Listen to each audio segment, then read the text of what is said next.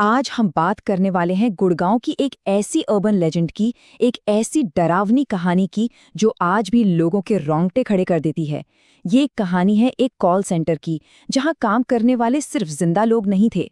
कहानी की शुरुआत होती है एक बहुत ही आम सी लाइन से, लेकिन ये लाइन इतनी भी आम नहीं है। ये वो आवाज है जो सैफरन बीपीओ की दीवारों में दफन एक भयानक राज की चाबी है। तो चलिए सीधे चलते हैं गुड़गांव के उद्योग विहार में। यहाँ सैफरन नाम का एक बीपीओ है। रात की शिफ्ट है, माहौल एकदम शांत, हर कोई अपनी क्यूबिकल में बैठा कॉल्स ले रहा है, जैसा हर रोज होता है। और यही हमारी कहानी का मेन कैरेक्टर है, रोज। एक लड़की जो बेहद खूबसूरत थी, शांत थी और अपने काम में एकदम परफेक्ट। वो किसी से ज्यादा बात नहीं करती थी, बस अपने काम से काम रखती थी। रोज का एक फिक्स्ड रूटीन था। टाइम पर आना, चुपचाप अपने कंप्यूटर पर लॉगिन करना, हेडसेट लगाना और काम शुरू। बस कभी कभार किसी को देखकर हल्की सी स्माइल दे देती थी। उसके इसी नॉर्मल बर्ताव की वजह से जो आगे हुआ वो और भी ज्यादा डरावना था। और फिर एक रात सब कुछ बदल गया। ऑफिस का वो रोज का शांत माहौल हमेशा के लिए टूटने वाला था, और वजह थी सिर्फ एक अजीब सी फोन कॉल।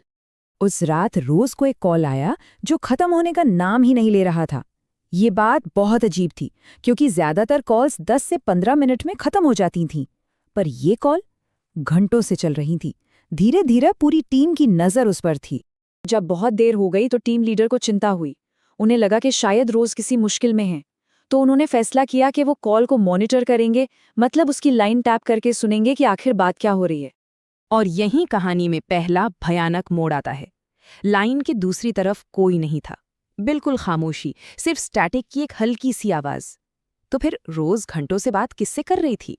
इस घटना के बाद मामला और भी उलझ गया। रोज ने अचानक गुस्से में फोन काटा और बिना कुछ कहे ऑफिस से बाहर चली गई। और फिर वो कभी लौटकर नहीं आई। उसका फोन भी बंद था। जब कोई रास्ता नहीं बचा तो टीम लीडर ने उसके दिए हुए पते पर जाकर पता करने का फैसला किया। और जब टीम लीडर उस पते पर पहुंचे तो उनके पैरों तले जमीन खिसक गई। वहां रोज के माता पिता ने बताया कि उनकी बेटी की मौत तो करीब 8 साल पहले हो चुकी थी। अब सोचिए, अगर रोज 8 साल पहले मर चुकी थी तो वो कौन थी जो महीनों से ऑफिस आ रही थी? इस खुलासे के बाद ही सैफरन बीपीओ में असली दहशत का माहौल शुरू हुआ। ऑफिस में अब अजीब और डरावनी चीजें होने लगी। सबसे पहले रात में लोगों को खाली कॉरिडोर में किसी के चलने की आवाजें आने लगी। जब भी गार्ड जाकर देखता तो वहां कोई नहीं होता था। इस एक घटना ने ही पूरे स्टाफ में खौफ पैदा कर दिया। लेकिन बात यहीं खत्म नहीं हुई।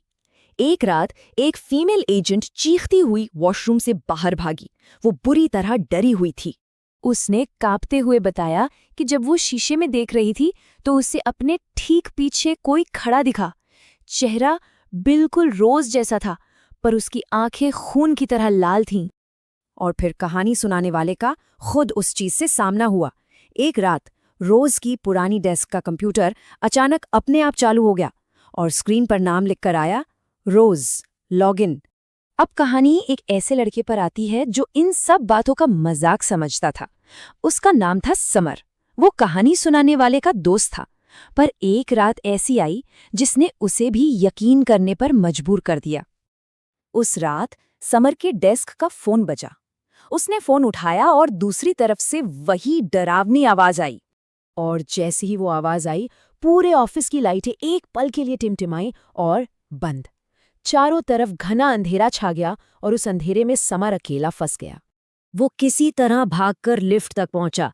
लिफ्ट नीचे जाने लगे, पर जब दरवाजे खुले तो वो लॉबी में नहीं बल्कि एक कब्रिस्तान में था। उसने देखा कि चारों तरफ लाशें और ज़ॉम्बीज उसे घूर रहे थे, और उन्हीं के बीच में रोज भी खड़ी थी। इस भयानक रात के बाद समर और कहानी सुनाने वाले दोनों ने वो नौकरी छोड़ दी।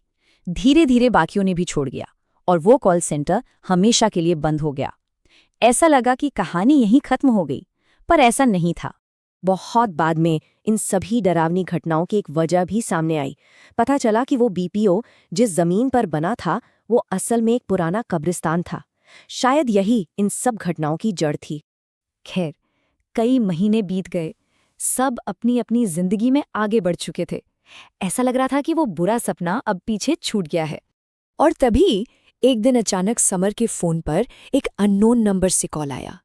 आवाज वही थी, पर सबसे ज्यादा डराने वाली बात ये थी कि वो कॉल उसी बंद पड़े खाली सैफ्रॉन बीपीओ के डिस्कनेक्टेड लैंडलाइन नंबर से आया था।